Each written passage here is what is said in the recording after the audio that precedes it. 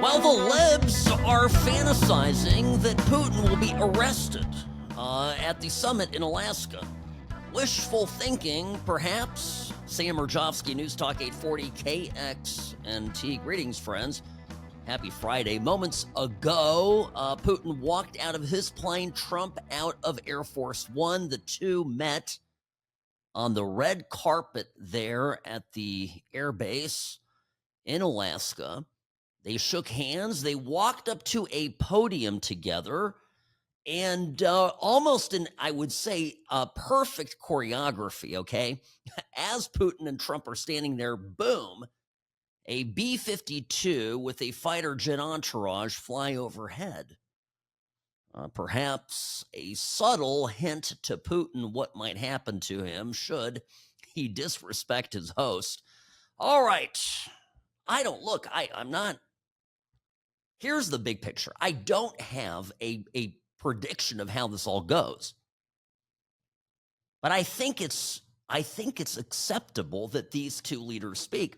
And what I think is also very nice is just in the body language alone. I mean, when Trump is walking up that red carpet, he looks so nonchalant. It was my first visceral reaction to it. The guy looks like he's just walking through the foyer of Mar-a-Lago. He just doesn't give a rip. Now, I know he cares. I know Trump is invested in the success of the summit, which, of course, Trump has defined, success of the summit defined as a ceasefire. Trump's stated purpose here is to stop the killing. But you couldn't tell. He just is walking up. He just looks completely relaxed. And Putin gets out of his plane. He's walking across the red carpet, a bundle of nerves. He's fidgeting with the button on his jacket. He's got this he's a short man, okay? He is. So a little gait, the short man gait with the quick shuffle. It's kind of like when I walk my dachshunds. I'm telling you what I see. I understand Putin's a strong man. I understand he does judo. He probably could put you and me, Robbie, on the mat. But that's not the point. The point is the imagery of it and the type of energy that he is projecting. It's, to me at least, it seemed a little bit weak. So anyway, and then Trump. This is the alpha move. Trump, the host, basically bundles Putin into the beast, the Cadillac presidential limousine that is Trump's personal car that gets shipped up in advance to wherever in the world Trump is visiting. Now, Putin had his limo, but the limo drove by the parked airplanes there and was ready to pick the boss up. But no. Trump goes, "Hey, get in my car. Come on, let's go. Vladimir, in you go." So the two of them drove off to the facility, to the hotel where the summits will be taking place. Now, the conversation now is happening behind closed doors. And look, I'm not going to tackle this in any particular order. One key thought that I have that keeps coming up, particularly from the deranged left, besides the Mark Halpern piece, if you don't know what happened, Mark Halpern, who is a journalist, and he is a connected, dialed in, juiced in Democrat insider. Halpern is the reporter who correctly predicted that Biden would be dropping out, but not just the timing of it. He predicted the details of it. So Halpern is not a Jim Acosta type person. He has, we might say, some amount of credibility. And Halpern gets up today and goes, "Oh, I think Putin's going to get arrested. I think that's the move." I think even the people on the that were interviewing him on the pod, whatever it was he was doing, were a little bit surprised and thought that wasn't going to happen. So that's, Robbie, I'm putting you on Putin arrest watch. So keep one eye on the TV and let me know if Putin gets nabbed. No, the real point I want to make here is this: the deranged left is Well, they are very invested in this idea that we should not be talking to Vladimir Putin because he is a war criminal. You will hear this in every takedown, every criticism of Trump as he embarks on this peacekeeping mission, that Trump shouldn't even be meeting with Putin. We as Americans should not be hosting Putin. There should not be any conversation by virtue of all the bad acts that Putin has committed. Now, I want to speak to this, okay? Because I think I have a different take on it, perhaps, than many out there, and even some of you, perhaps. And that's this: our history, American history. If we're going to just limit ourselves to, Russian Soviet history, we have a track record. Our presidents, all of them, met with their Russian and Soviet counterparts.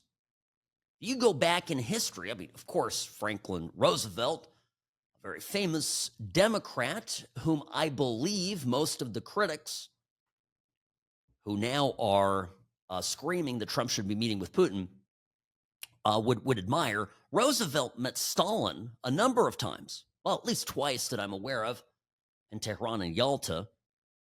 Now he was our ally, but Putin, I mean, Putin hasn't even dreamed of killing as many people as Joseph Stalin did.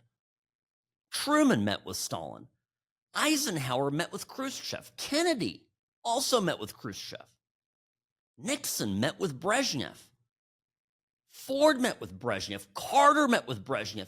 And then, of course, Ronald Reagan met Mikhail Gorbachev, first in Geneva, later in Reykjavik, and finally in Washington and Moscow.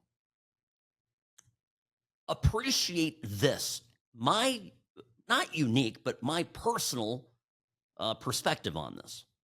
When I was a kid growing up, of course, my parents had come to this country, had escaped communism in Europe. Communism under the Russians was a devastating force, an evil force that destroyed our family. People in my family went to camps. People in my family were arrested. Property was expropriated. I mean, it was bad. And it's not the time and place to get into all of it, but just take my word for it. It was not good. So as I sit here and contemplate this, I was thinking, looking at all these criticisms and the imagery of Trump standing there with Putin. And I remembered as a kid, and I was quite young, but I remember as a kid perceiving the events of Ronald Reagan meeting with Gorbachev, because their final meeting was in '88. I was already 8 years old, and I was keenly aware through my parents' storytelling of what happened to our family. And I recognized that the Soviet Union was the most evil country, state, political system that perhaps the world had ever seen up until that point. And there was Ronald Reagan, someone who my parents certainly admire deeply, meeting with Gorbachev. The idea behind it was that we as Americans would prevail over the Soviets. The idea is that we are going to bring peace to the world. The idea is that our American strength will lead and subordinate these evils. That's what Trump is doing here. That is what Trump is doing at the Alaska summit. The leftist sort of characterization that this is somehow a capitulation of sorts to Putin is absurd. It's patently, nonsensical. So, basically, I'm right. Well, Robbie's looking at me. I understand. We're not looking for logic and left, but I'm just pointing out the fallacy. So we'll see what happens here. But the winner in all of this is Trump, is the United States, is the free world. And I'm telling you, Putin looked very small on that red carpet. And to Trump's critics, to his enemies, to all the people out there that think that they know better, give it a chance. By the way, you see what Hillary Clinton said. Hillary Clinton, well, I get to this after the break. Hillary Clinton had some nice words for Trump. Actually said she would do something if Trump, believe it or not, if Trump would achieve peace, a ceasefire. Hillary Clinton said she would do something nice for Trump. I'll tell you what this is all about when we come back. Sam Mirejovsky, News Talk 840 KXNT. I'm the best. Personal injury law has been the same for a long time. The best. Big egos, greed, and sleazy schemes. We've had enough. Welcome to Sam and Ash, the new standard for personal injury law, where things are done the right way, because you deserve a team that delivers real support and results. When you have both, your whole world can change. Sam and Ash Injury Law, because you deserve what's right. Hey, Sam, how would you like if the U.S. got invaded? How would you like that? Oh, stop saying nice things about Putin. How would you like it? Well, good sir, we did get invaded. Millions of people crossed the border and came into our country, and you were perfectly fine with that. Sam Mirejovsky, News Talk 840 KXNT. Greetings. Welcome to the program. Your place for common sense conservatism, Monday through Friday, 1 to 3 p.m. here on News Talk 840 KXNT. Okay, Sam at What's Right Show. That is my email.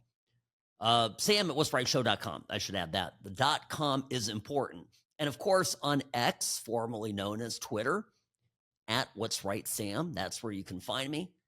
I have been, well, I was posting about this earlier. Hillary Clinton went on a podcast with Jessica Tarloff. Tarloff's on the 5 most nights. I don't watch the 5 all too often, but I know she's insufferable. So we basically had two liberal, insufferable wenches talking to each other. You'll forgive me, folks, if I didn't sit down and listen to the whole thing. But apparently, in one now viral clip, Hillary Rodham Clinton comes out and says that if Trump can get this thing done with Russia, a peace deal vis-a-vis Ukraine, then she personally would nominate him for the Peace Prize. I think she means the Nobel Peace Prize. At any rate, I was dying when I saw this. I was laughing so hard. First, is she pressing the reset button? Speaking of Russia, I mean, let's go back a few years, right? All Biden did with Russia is hand them Ukraine, okay? He did by demonstrating and projecting American weakness in everything he did, including especially the disastrous withdrawal from Afghanistan. Before Biden, you had a guy named Trump in there for 4 years. Putin didn't move because Putin respected Trump. Okay, before that, you had Obama. Who was his Secretary of State? Oh, I'm glad you asked. Miss Clinton. And together, Putin and Hillary, it's all the same. Obama and Hillary went over there, met with Putin, and she brought the reset button. Do you remember this? We want to reset our relationship with Russia. And it was like, I have a button, like my kids gave me a button like this, and it's a dad joke button.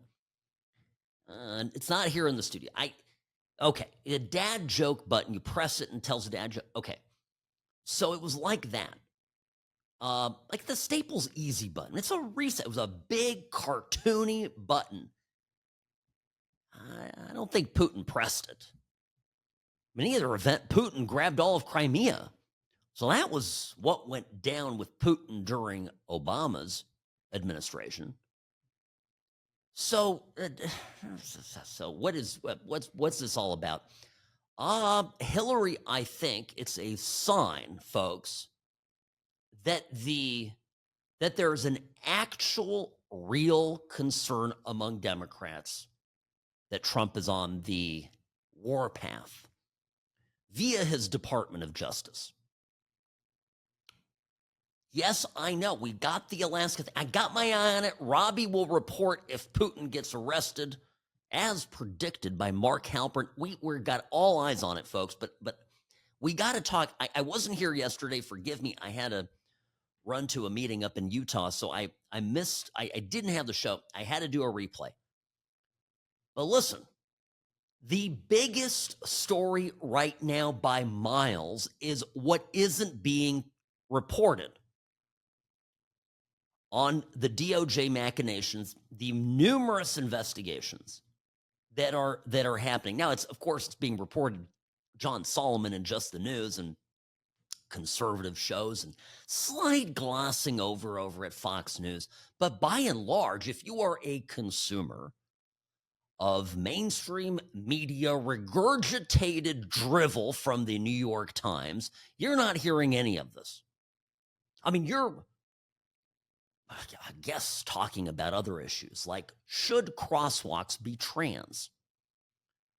But you definitely aren't learning about the fact that the Democrats have been caught red-handed in everywhere. And I'm not just talking about Trump-Russia collusion and the setup of Donald Trump and Trump's, Carter Page and General Flynn. And I mean, we're talking about Act Blue is getting investigated.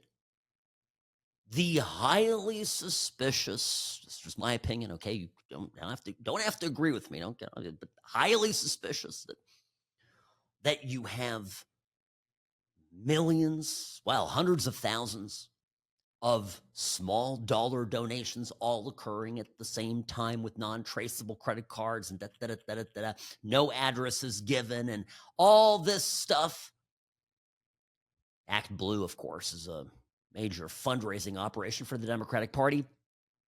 And the allegation is that big donors laundered millions of dollars through it, broke them up to make it look as if these were straw, mom and pop people, straw donors. Well, there are straw, but make it look like they were, grassroots. Meanwhile, the guy that actually had grassroots support in the Democratic Party, not to keep rubbing salt in the wound, but, they did in 2016, they had a guy named Bernie Sanders, and you may have heard of him. And he actually did get $5 donations from, people living in the outskirts of Omaha. But he didn't want him in the party. They didn't want him anywhere near any levers of power. He wasn't enough part of the machine. So, alas, away went Bernie, but they still needed to look like, the Democrats did, look like they had all this support from the little people, because, of course, the Democrats purport to be a party of the little man. Well, it was just not, so, I mean, but the people have gone to jail for doing stuff like the straw donor, breaking campaign finance law is a big deal. And we were told it was a big deal, particularly when Trump paid off Stormy Daniels. Remember this, Robbie? Trump paid off Stormy. And because we think it was to help the campaign, a contribution in kind for the campaign, and because it wasn't reported as such, Trump ended up with his, however many it was, 36 felonies that the left won't stop talking about. So we got that investigation. And then to add to it, I mean, I don't know if you're paying attention in California, the wildfire money. I mean, the latest allegation is that the wildfire money ended up in, Clooney's pocket, basically. George Clooney, the actor, and his little charity that does some stuff that's not related at all to fires. It's just political, normal kind of Democrat liberal gobbledygook. It's the amount of work that the FBI and the Department of Justice is doing right now as we speak is unbelievable. So I'll try to get to it a little bit here today and unpackage it for you. All right, stay tuned. Sam Mirejovsky back after this.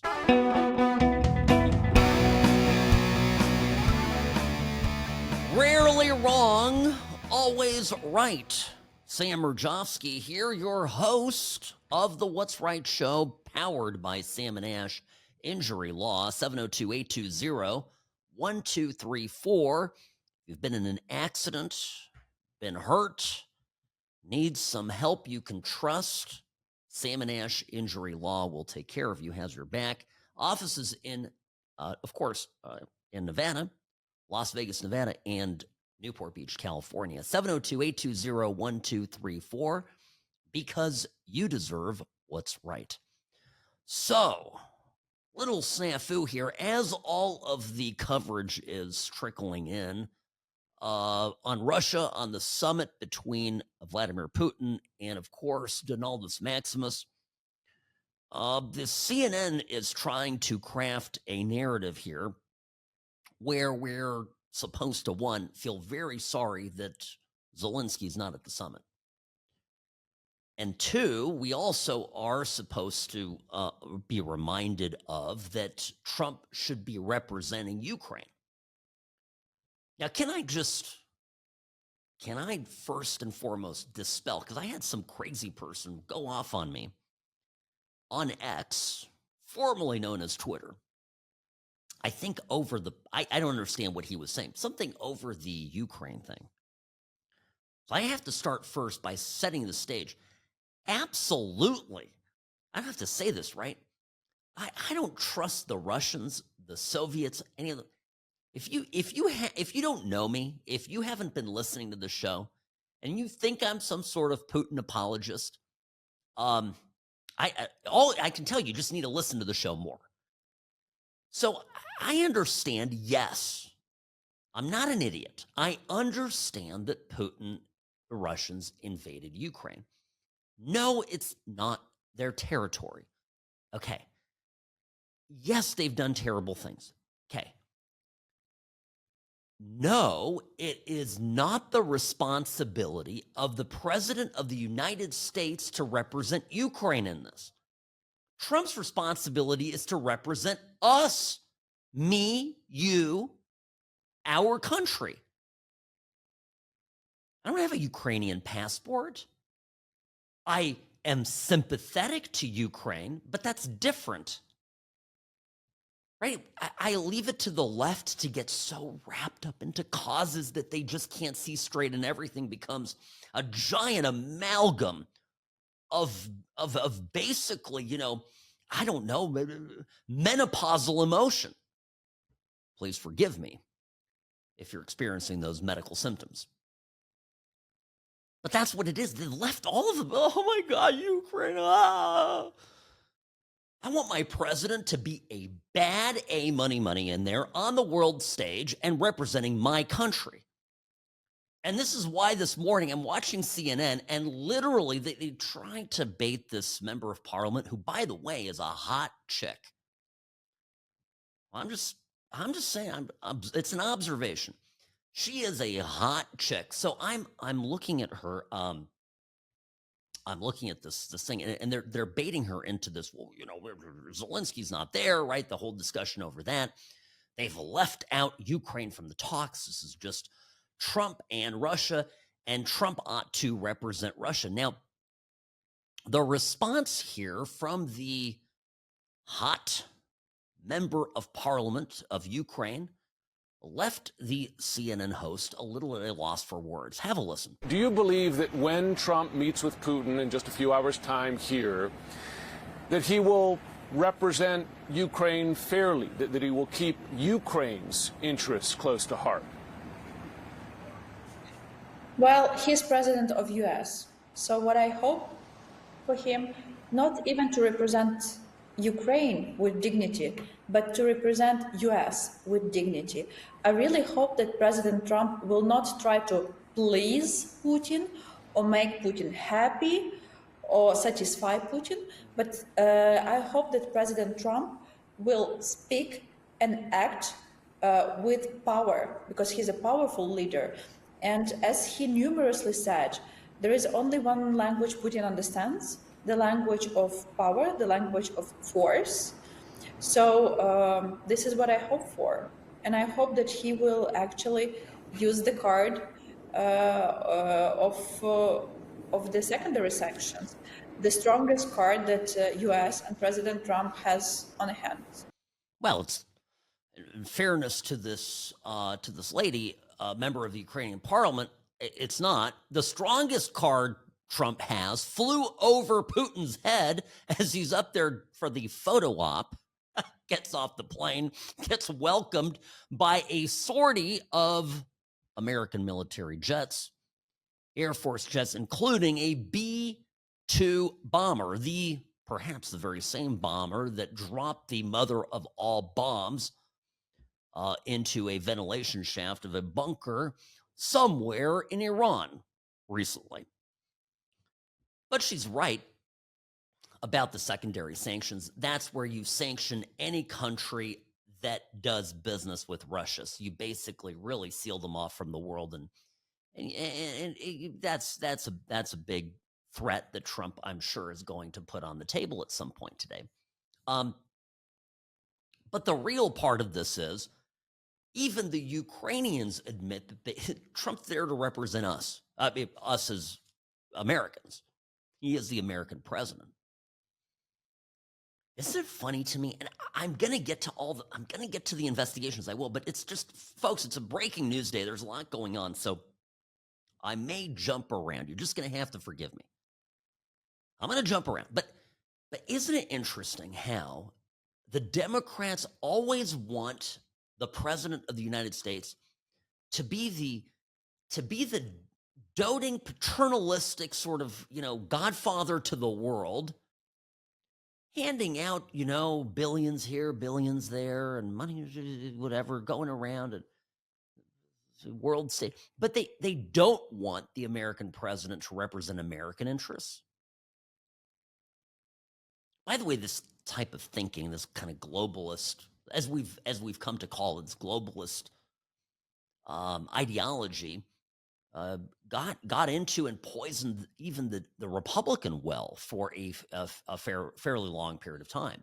Now, the Democrats are particularly afflicted to this, and that's why, my opinion, the Ukrainian conflict has become some sort of a conduit to their expressions of globalistic fervor. So it doesn't, they don't, do you think that the Dems actually care about Ukraine? Because if you really break it down, if you're really going to dissect this and look under the hood, my suspicion is that the number one thing they care about is Trump getting destroyed, Trump getting hurt politically, Trump getting hurt physically. I mean, let's be honest, these people are bat nuts crazy. So that's their first thing, and then everything else is a subordinate issue. And incidentally, this is why they've gotten themselves into a bit of a legal mess.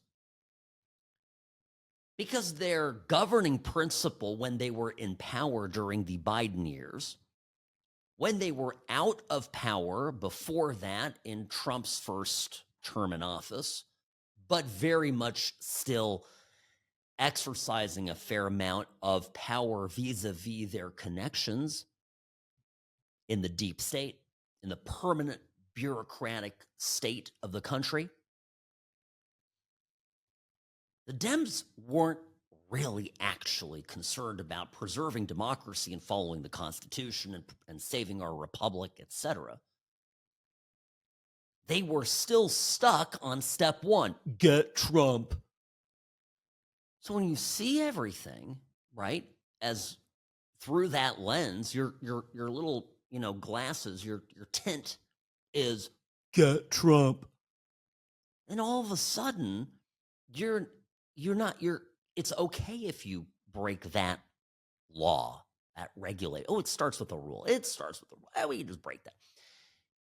It's okay if you You steal some money, whatever, act blue.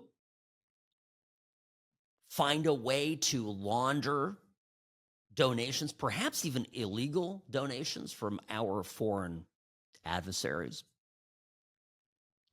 through a supposedly grassroots fundraising machine. Send it through there, sanctify those funds, make them kosher, right? Nobody, it's okay. We are the good guy. And they've convinced themselves, right? Again, stuck on step one. Because, again, preserving the republic, saving democracy, Ukraine, none of that, those are maybe tertiary concerns. First and foremost is nailing Trump, okay? And you start to look at it through this, and now it starts to make sense why they've done everything that they've done. Now it starts to make sense that a high-ranking government lawyer with a lot to lose, right, would actually doctor an email. He would actually come in and edit an email and edit evidence in order to get a warrant. And then when that guy gets prosecuted, that guy ends up, in the clutches of John Durham, who may very well, in retrospect, be discovered to have been part of the problem and not the solution, meaning that Durham's tenure as special counsel, having been appointed by his friend Bill Barr, was designed to give the impression of something happening and some justice occurring, but really serving as a fail-safe, watertight compartment to really hold back the real extent and scope of Democrat, criminality in order to protect Biden, in order to hurt Trump, in order to allow for the prosecutions of Trump and his core allies to continue through 2022 in order to wound Trump politically, poison the well with the Republican electorate, stop his claims to a second term, a second nomination, and therefore a second term in office, end him politically, put him in prison, expropriate his property. You look back at it, folks, it's no different if we're going to talk about what bad things Russia did, the Soviet Union, people like Putin, Joseph Stalin, folks, what the Democratic Party tried to do to our country was following a playbook of the very people that screwed my parents' homeland up the yin yang. Things that were done to my family supposedly through official channels, accusations made, whatever, but they're politically motivated. The intent to eliminate the former, ruling class of the country, eradicate them, and in its place put the radical Bolsheviks, the revolutionaries, in charge and leave them in a place where their authority would remain unchallenged. I mean, I don't know. Going after Trump, trying to, financially through civil trials, eliminate his wealth, trying to multiple bullcrap legal cases running concurrently to try to imprison him, to imprison his attorneys, message to his lawyers. Don't even think about representing this man, who, by the way, happens to be a former president of the United States. Don't even think about representing him. If you represent him, you will end up in jail. Your best case scenario is we're going to come after your law license. What was happening in our country was insane. Number one thing that governed the Democrats' thinking: get Trump.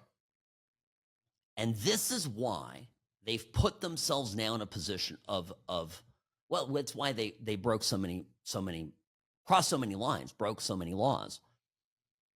The concern for doing anything the right way was never there. It was always about power. It was always about getting Trump, because Trump was the greatest single threat to the heist the Democrats sought to pull off in our country. Never forget that. Don't go anywhere. More, I got so much. We got to get to Kash Patel. I'll get to it all. Sam Mirejovsky, News Talk 840, KXNT.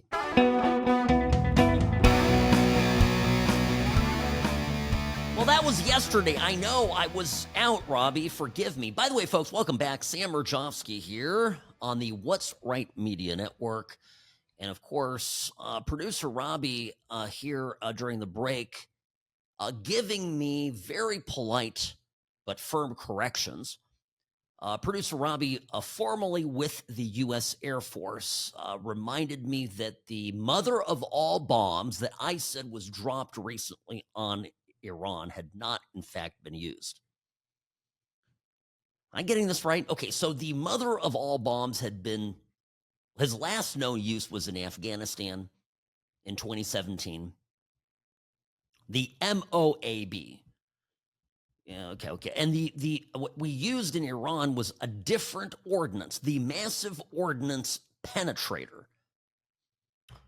Okay. Not from Hillary Clinton's nightstand. Got it. Okay, folks, this is a family program. I gotta mind my P's and Q's here. But anyway, Robbie, I appreciate the corrections. I do. We always strive here on this program, folks, to bring you accurate information. I do frequently say that I am always right, rarely wrong. But when I'm wrong, I do come out and correct it. May the record so reflect. Yesterday I was out, just began saying this. Sorry about that. Sometimes my day job that actually pays the bills governs my schedule, folks. I do this, honestly, if you knew how, well, I'm not going to get into it. I do this because I love it. It does not afford me the lifestyle, meaning the program. I do this because I love it. It does not pay for the lifestyle to which I have come accustomed. So yesterday I was out, and of course, Megyn Kelly, who is terrific, had another terrific person on her program. Kudos to both of them, by the way. Megyn Kelly's killing it right now. And John Solomon from Just the News is the sort of the tip of the spear here, the leading cutting edge among reporters who is delivering bombshell after bombshell about what is going on with all of these cases. So I mentioned there's obviously an investigation into Trump-Russia collusion. There's also the Act Blue investigation that's going on. The big one, I think, dropped Wednesday night. Hillary Clinton, the Clinton Global Initiative. Well, the Clinton Family Foundation, the initiative. You corrected me on this, Robbie. The initiative is a part of the global the Clinton Foundation. But this is the organization, speaking of money laundering, that basically brought in hundreds of millions of dollars, over $1 billion, okay, at least, in funds from all sorts of individuals and countries who sought to develop good graces of one Hillary Rodham Clinton, a woman they believed would soon become U.S. president. And when Hillary lost in 2016, suddenly the stream of contributions to the Clinton Foundation dried up. It was very mysterious. Like, people were like, what? I thought this was a real charity. Oh, well, no, it wasn't. Okay? It was just obvious influence peddling, bribery, done in broad daylight. And it was, they paid for, what was it, Chelsea's wedding? Why is this even controversial? It's pretty obvious that this thing paid for every little bit of the Clintons' lifestyle in those years. Bought them property, private jet travel. everything. It was all funded by that. It was the biggest load of obvious graft. And John Solomon at Just the News broke the story that somebody at the FBI literally wrote a timeline. They sat down, they made when you get on Word and you have to put together a table. I don't think they did it in Excel. It looked like a Word document to me. Anyway, they wrote a table. They formatted it. Somebody spent time on this, is my point. Somebody at the FBI was PO'd that they were told repeatedly by their higher-ups, names that you would know, to leave this thing alone. So I got to get this. This is just, we're going to get into this when we come back, folks. All right, lots to cover. Sam Mirejovsky, back in a minute.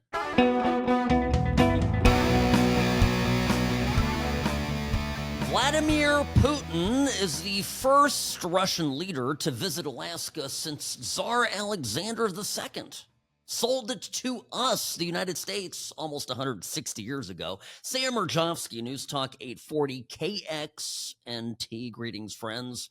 Hour 2 of the best 2 hours of radio you can get anywhere. I stand by that. It's not cocky. We got just a great team, Nobody else has producer Robbie. We even have Mark on the board today. Mark, he, doesn't always come here and play with us, but when he's here, things really get magical. So, anyway, I'm keeping my eye on the meeting up there in Alaska. This is a news-driven program. The What's Right show is news-driven. We can't just talk about stuff that we've prepared to speak on when there's, things going down. So I got my eye on it. By the way, Robbie, any word of Putin getting arrested? No, of course not. Well, Mark Halperin, who is a journalist, he's a lib. He's the guy who broke the timing of, and I think generally was correct about how it would all go down. Biden leaving the race. Biden throwing in the towel when he convened there. Remember Camp David? Got together there, and probably Hunter Biden, Hunter was there smearing feces on a canvas. Is that dangerous, Robbie? Is it dangerous to use your feces as an art medium while simultaneously enjoying a lit crack pipe? My mother's a chemist, right? My mother is a renowned scientist. I need to ask her this. I was never one for chemistry. In fact, I think my mom and I were never at a lower point in our relationship than when she tried to tutor me in my honors chem class. So we'll figure that out, folks. Anyway, the summit is going on, and Mark Halperin predicted that Trump would have Putin arrested on the tarmac.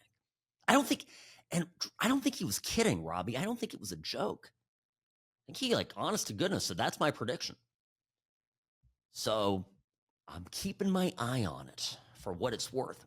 Yesterday, John Solomon spoke to Megyn Kelly, and he's basically saying there are multiple grand juries right now hearing evidence, hearing from witnesses related to all sorts of different cases. It's just going down, folks. Here's the interview. This was, and this is the single most important piece of information. We're talking about the DOJ investigations that are suddenly kind of back burner as Trump is, in Alaska. But this is, to me, this is the biggest story so far of the year. Unbelievable. Two stuff. potential crimes are occurring. Obstruction of legitimate investigations. Those are overt acts of a conspiracy. And then the violation of innocent people's civil liberties to create a political ruse. That is where I believe the grand conspiracy case is headed. I now believe that there are multiple grand juries that have begun work around this country in multiple jurisdictions outside of Washington where evidence is now being gathered. You do? You I do. Can report that, or you have reason to believe that? Nope, I have confirmed witnesses and who've had contact with the grand jury. So there are grand jurors in multiple locations. Some of those are in Virginia. I believe one is going to begin based on early discussions in Pennsylvania. There may be one in New York. And so the activity has begun. And the question now is, and those are probably not going to be the indicting locations. I think the more likely thing is you use multiple grand juries just to make it easy to gather lots of information quickly. That's the way strike forces work. And then you keep working from there. Solomon, as I've mentioned before, is the tip of the spear, the leading cutting edge of journalism on the topic of these DOJ investigations. Apparently, he has numerous sources who are reporting to him on what's going on. Now, for their part, Trump's Department of Justice is publicly tight-lipped about this. They are not getting into all the details here, and nor should they. Nor should they. They've been disclosing, of course, material evidence as it's come unsealed, as it's been declassified. I think this is the right move, too, for purposes of beginning to condition the nation for possible high-level arrests, right? You don't just stroll in and arrest Hillary Rodham Clinton. That's problematic. You've got to build the case in the court of public opinion. By the way, Democrats did this for years with Trump. I don't know if they did this by design, though. I think initially they were hoping that all of their nonsense was going to be enough to discredit Trump politically. And when, I guess you and I we're a bunch of rubes. We don't pay attention to what the mainstream media tells us to think. Wait, the New York Times writes something, and we, if we even subscribe to the Times, we're much more likely to take that newspaper and shred it and use it kind of in the base layer of our hamster's cage. So it's kind of what we use this stuff for. So we didn't pay attention to what they were telling us about Trump. We elected him again and voted for him again and again. We've kept voting for him. And so they had to go and take all this conditioning and turn it into an actual, honest to goodness indictment. Very easy to get those indictments in the District of Columbia and even actually to find a jury, grand jury in the Southern District of Florida to indict Trump when all you've been saying over and over again is that he is a Nazi, he's a fascist, he tried to subvert democracy, he led an insurrection, he blah, blah, blah, blah, blah, blah, blah. It was a massive preconditioning PR campaign that was taking place. So anyway, I'm pointing this out because this is what we're doing. Now, Pam Bondi got asked, and I would say got asked about this Thursday. Sean Hannity had her on Fox News, and her answer's tight-lipped, but I think it speaks for itself. Yeah, Sean, I can't confirm or deny whether we have a grand jury, an open investigation on anyone, but the weaponization of our government has ended. And Tulsi Gabbard, John Ratcliffe, Kash Patel, they're doing a great job. And no one in this country is above the law. Well, I remember hearing that phrase a lot. Didn't you, Robbie? I mean, they were constantly beating us over the head with it. No one in this country is above the law. Right? Okay. There's always been two standards of justice. And by the way, I will admit, sometimes I use shorthand here on the program. I'll just kind of, yes, I admit it. Sometimes I get a little lazy. When I say that there are two, and I have historically said a lot because I believe it, two standards of justice, absolutely. I think it is an oversimplification, though, to say that there are two standards of justice, one for Democrats, the other for Republicans. Because that's not entirely true. There are always two standards of justice, have always historically been, and it's between the people that go along with the deep state and the people that don't. Remember, there was a congressman back in the day, colorful character named Trafficant. Remember him, Robbie? Now, he was a Dem. And he got accused of some campaign finance irregularities, if memory serves. Was it James Trafficant? He got accused of some irregularities. By the way, the same stuff that Harry Reid got, accused of. I mean, in fact, I would argue less so. He gets indicted because he is a Democrat that was prodding the Democrat machine. He was prodding.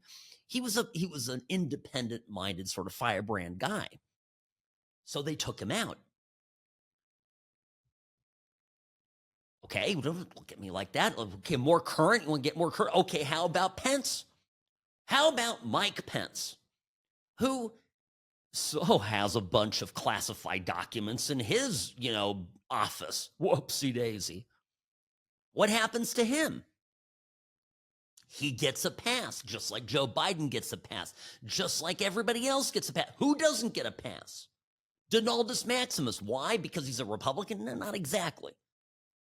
Because he dared to pick a fight with the entire permanent bureaucratic class of this country, the deep state, whatever you want to call it, intelligence community, the blob. I think Benz always calls it the blob. Whatever it is. I'm term agnostic. Whoever goes against the grain gets clipped. Pop, pop. And if you're a Republican that just goes along and just, you're going to be fine. By and large, you're going to be fine. So I'm with Pam Bondi on this, by the way. I am, and I'm actually with the Democrats, assuming they were being sincere that nobody is above the law. I want one standard of justice.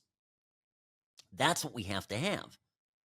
And there's no better way of making that happen than to right now, as Trump is in office this term, to right now go after every single person, Republican or Democrat or independent, male, female, or gender neutral, every single person who abused their authority, abused our justice system, used our country, our Constitution for their political means and purposes. You make an example of them. The next time they're tempted to do it, in the back of their heads, they'll go, well, I don't want to end up like James Comey. Well, I don't want to end up like Mr. Strzok over there, formerly of the FBI. Well, that John Brennan guy didn't work out so great for him. Maybe I should be a little bit careful. But if they get away with it right now, folks, if we let them get away with it, bad news. By the way, I don't think we will.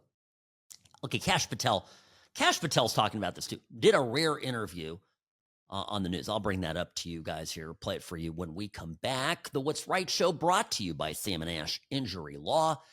Quick break here, back in a jiff. The Sam & Ash team, they wanted me to have the best care. They had my interests at heart. I have an enormous amount of gratitude. I cannot say enough thank you.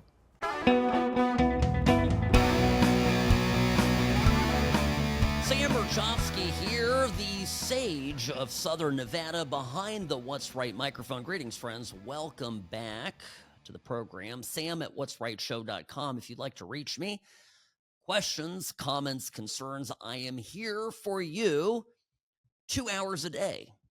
Every day, Monday through Friday. It's the time we have together. Happy Friday, by the way. It's the 15th, middle of the month. Usually Fridays are a little bit more low-key here on the program, but not today. Lots going on. So getting right to it, Thursday we had on Fox News a quick appearance by our FBI director. Now remember, Kash Patel comes on just as we've discovered that there is an open investigation into Hillary Rodham Clinton and the Clinton Crime Family Foundation. I referenced a little bit earlier in the show this spreadsheet, this table that an FBI director made of all of the information, all of the times the FBI was suspicious of Hillary Clinton, Bill Clinton, the Clinton Family Foundation doing bad stuff. And it had been blocked at every turn by friendly people inside the Department of Justice under Obama. And it frustrated agents to such an extent that they compiled this, this document that they left behind. Now, a lot of stuff was left behind. A lot of incriminating things were left behind when the Biden regime left the building, proverbially speaking. Well, they actually left, but there are a number of different buildings they were in. And Kash Patel gets into this. Remember the burn bags? Aha, he brings that up too. Not only did we expose the Russiagate hoax with the greats like Devin and Trey and Johnny Ratcliffe when we were back there in the House Intel Committee excavating and exposing the FISA abuses, the corruption of political parties, and the lies to a federal court just to illegally surveil a presidential candidate. I come in then years later, nearly a decade as a director of the FBI, thinking we uncovered most of it. But sadly, we found a room locked away in the Hoover building that contained burn bags. And just for your audience, Sean, a burn bag is a government bag that is specifically created to destroy classified evidence and shred and burn it, hence the name burn bag. We didn't find one, we found 7. That wasn't the only thing we found in there. We found hard drives from our predecessors and prior FBI leadership, and folks like Page, Strzok, Comey, McCabe, Comey, the list goes on from Russiagate. The names were strewn all over these materials. Now, as our great Attorney General just told you, we can't deny or confirm what we're looking at, but what we can discuss is what we've publicly disclosed. And these documents have been publicly disclosed because the greatest way to educate and bring along the American public for transparency, initiative, and accountability under President Trump is to give them the documents. And step 1 is by cleaning house inside the walls of Hoover. Now, I've said this before, the Trump administration is conditioning the American public, each and every one of us, for the prosecutions that I'm convinced are going to happen by releasing these documents, okay? They're coming out in order for us, and he basically, by the way, Kash says this in so many words. But it's scandalous. And think about the stuff that they actually did have the ability or the means to get rid of, to hide, to destroy. It's unreal. Now, the Democrat response to this has been to call this sort of a performance of sorts. A specter of criminality is what Mike Schmidt called this on Nicole Wallace's show on MSNBC. Now, Schmidt earned a Pulitzer Prize for this Russian collusion nonsense, all right? And he is the guy who was getting, via an intermediary from James Comey, classified information. And this is a guy, that doesn't get disclosed, is actually potentially in trouble, okay? In criminal trouble. He might have criminal liability. So here's what he's telling Nicole Wallace. They all see the world the same way. And what we see them doing is moving the ball around the court and teeing each other up differently, to get them to some sort of criminal investigation. You have the intelligence community taking the fruits of what it does or whatever classified stuff that it has, declassifying it, sending referrals to the Justice Department, and putting the department in a place to go forward and say, okay, we are looking at this, and using the specter of criminality to examine Trump's foes, the original foes like Obama, Brennan, and Comey. I mean, Andrew Weissman, I don't know what moves the men in the manosphere, but it looks so freaking lame and weak to be so obsessed with Obama. Then she turns to the other guy there and goes, it's so lame and weak. At no point in the interview, folks, does Nicole Wallace mention that the New York Times reporter she's talking to, who you just heard, Mike Schmidt, talk about how Trump is just making this stuff up and da-da-da-da-da. She doesn't mention that they're married. Schmidt is married to Nicole Wallace. Imagine that I had, I don't know what she would talk about here, but, maybe the kids, and some common sense topic. My wife on this program, and I didn't mention that she was my wife. I mean, this is the deplorable state of journalistic integrity over at MSNBC, not something that I think any of us are surprised by. And I think, folks, it's an indicator. It's an indicator of just how bad things are getting over there. They're really starting to freak out. They're really starting to be concerned. And call it a specter, obsessed with Obama. People's lives were destroyed because they were obsessed with Trump. That's what this is all about. All right. I got to take a break. That's the music. I'll be back just a couple of minutes. Don't go anywhere.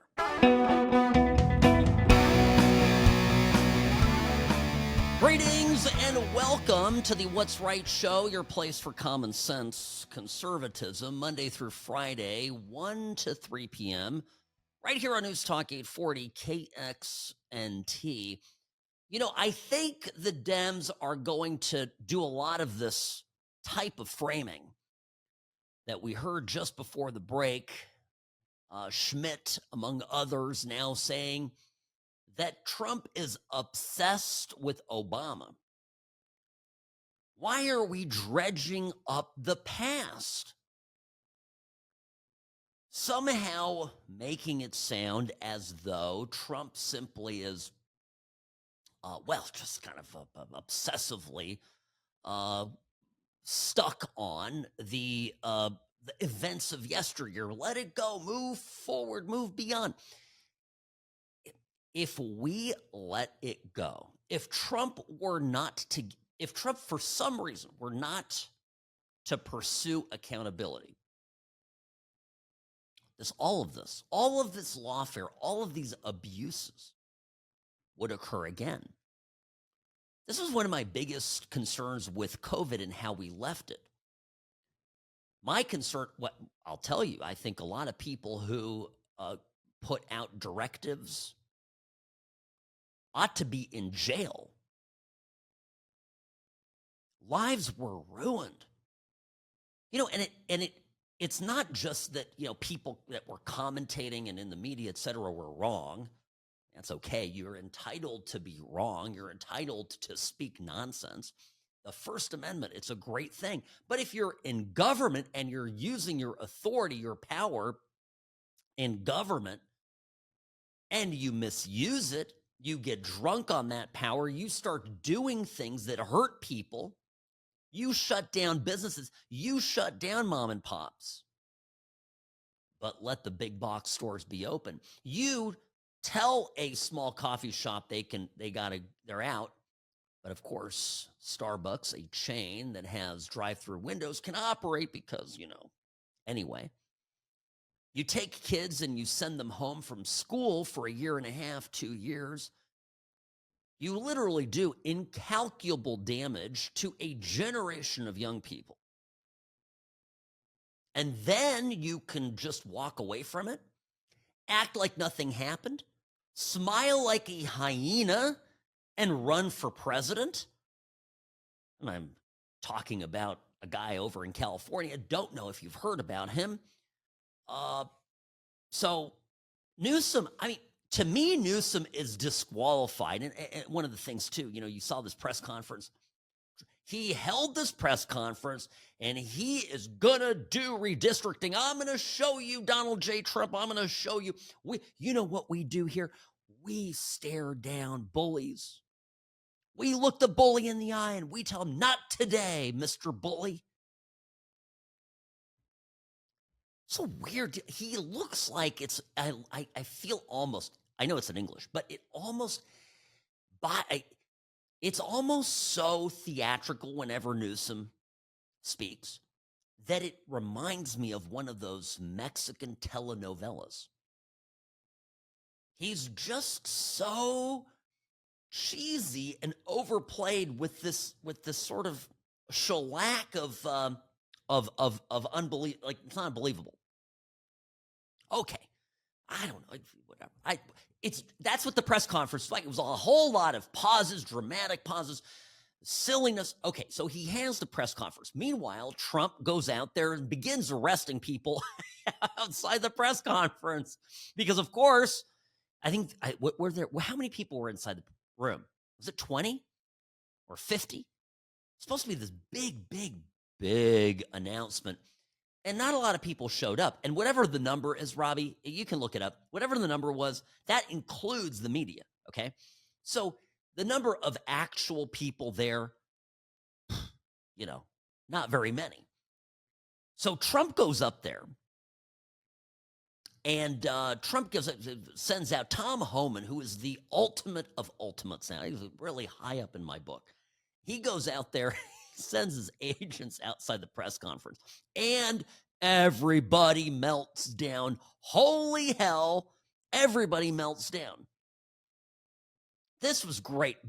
Mayor Bass, the Marxist mayor of Los Angeles, the communist apparatchik, the revolutionary masquerading as a U.S. politician, she absolutely lost her mind and began spitting mad, gave a little press briefing outside after the conference. It sounded something like this. Not believe that this just happened to be a coincidence. There is no way this was a coincidence. This was widely publicized that the governor and many of our other elected officials were having a press conference here to talk about redistricting, and they decided they were going to come and thumb their nose in front of the governor's face.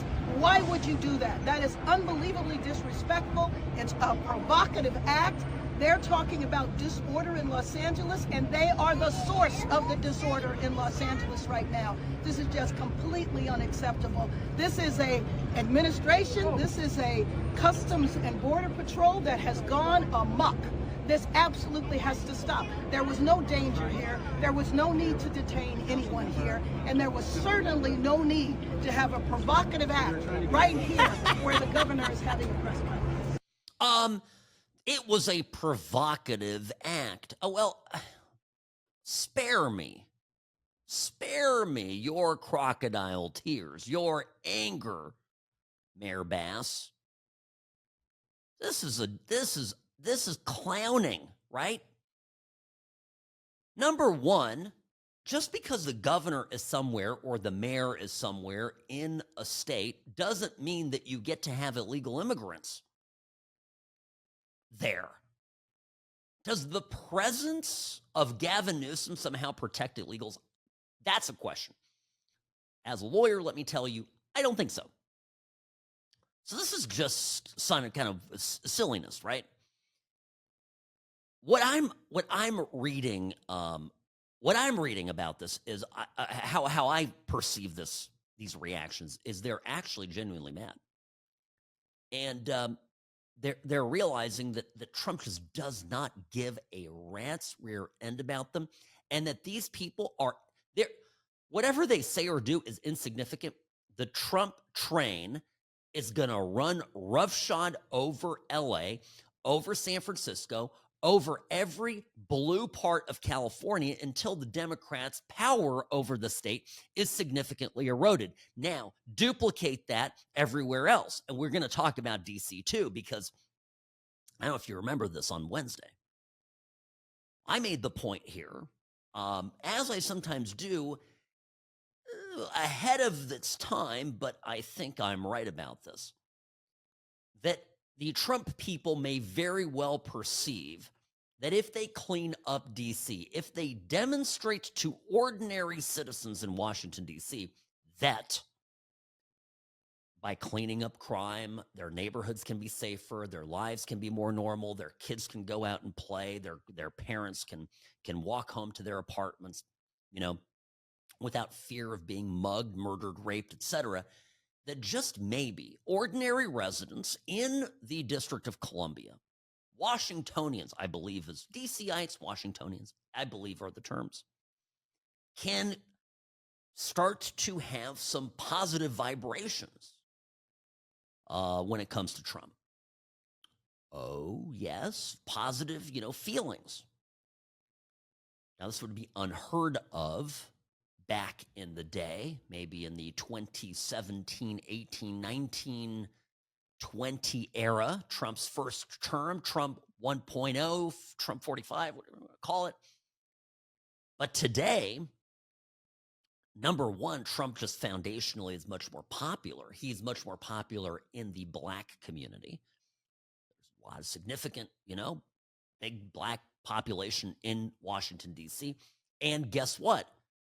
Something we have in common, all of us as Americans, regardless of our skin color, we kind of like it when things are safe. We don't want to get shot in our neighborhoods. We want our kids to be able to walk to school, play outside, etc. Okay, so my thought was, hey, these are the people that are going to end up on James Comey's jury, right? And my theorem is that everything's connected. When it comes to politics, you don't have topics. You don't have a topic A and a topic B.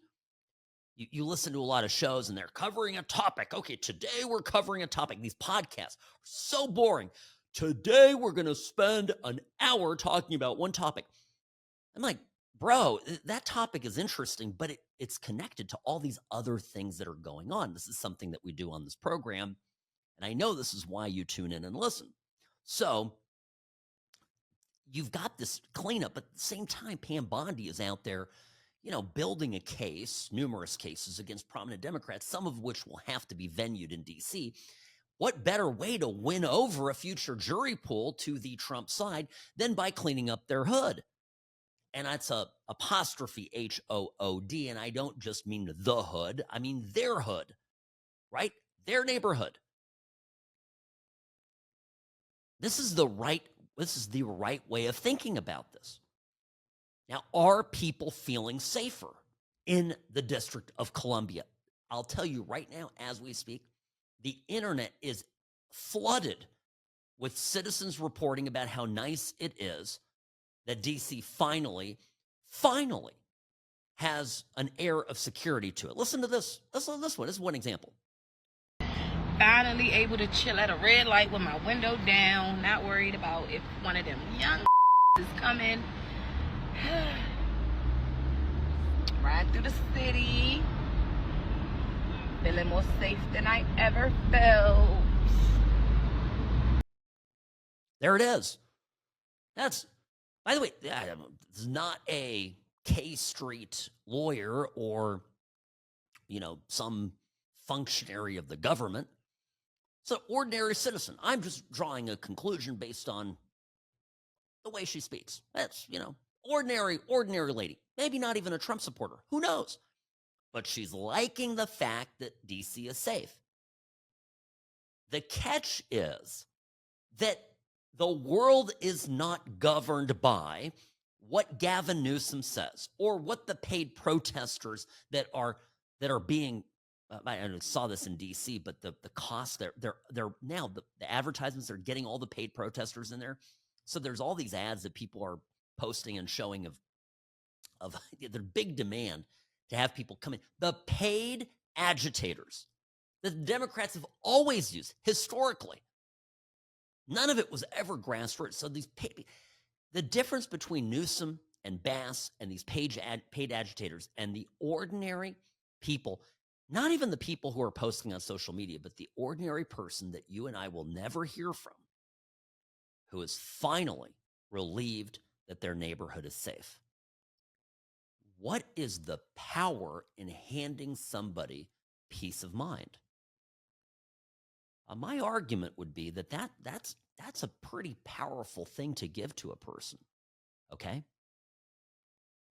And so it's not insignificant that Trump is doing it, that he's doing it now, at this moment, just as he's simultaneously conditioning all of us for the prospect of hauling a number of prominent Democrat figures before a grand jury and before, ultimately, a court of law. Sam Mirejovsky, News Talk 840 KXNT, the What's Right Show, brought to you by Sam and Ash Injury Law.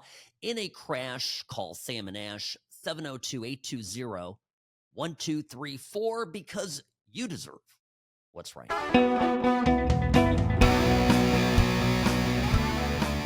Look, folks, it wasn't me, okay? It was not me. Sam Mirejovsky, News Talk 840 KXNT. Greetings and welcome back. I did not send Gavin Newsom the Trump 2028 hat. Okay, I understand someone, quote unquote, a big Trump supporter sent Newsom the hat. And Newsom is completely discombobulated about this. He is just convinced that this is a sign of the type of lawless dictator Trump intends to be, that he's going to run for the third term. Now, I would feel pretty stupid if I was Gavin Newsom, if I was the Democratic Party, and I was running against a guy who probably can't run, by law a third time. And that guy was polling ahead of me. In fact, what is it? All the betting averages, Robbie, give Trump the advantage in 2028 over people like Newsom, who actually could constitutionally run. You can see why Newsom's a little bent out of shape. Have a listen to him. This is Thursday. Well, I think it's pretty sick and pathetic. And it just said everything you need to know, the setting that we're under. That they chose the time, manner, and place to send their district director outside right when we're about to have this press conference. Said everything you know about Donald Trump's America. And that was top down. You know that for a fact. They'll deny it, I'm sure. Maybe they won't deny it. Said everything you know about the authoritarian tendencies of the President of the United States. I said in a moment ago, wake up, America. Wake up. You will not have a country if he rigs this election. You will have a president who will be running for a third term. Mark my word. I wasn't exaggerating when I said that I received in the mail a Trump 2028 hat from one of his biggest supporters. These guys are not screwing around. The rules do not apply to him. The most corrupt president in history. He doesn't believe in free enterprise, crony capitalism. He is wrecking this country, wrecking the economy. It's a lawless president. Wake up, America. Wake up to what's going on. Can you imagine actually saying with a straight face that Trump doesn't believe in free enterprise? This all is so good. Whoever sent him the hat is a genius. You got him all wound up, so it's a 1-2 punch. He gets the hat, Trump 2028, kind of a troll, right? Because Newsom's a bit of a failure to launch, my opinion. And then 2, Trump sends the ICE agents outside the facility where he's having the press conference. This is Fox News reporting on it. Border Patrol agents are making arrests, illegal immigrants that I don't know if they were at this press conference, if they were in the area, but this is a very, as John put it when we first saw this video, a very in-your-face way to let, Democrats know that you are going to do your job. Doesn't matter if Gavin Newsom, doesn't matter if Jesus himself is standing there. Tom Homan's going to show up and arrest illegals, okay?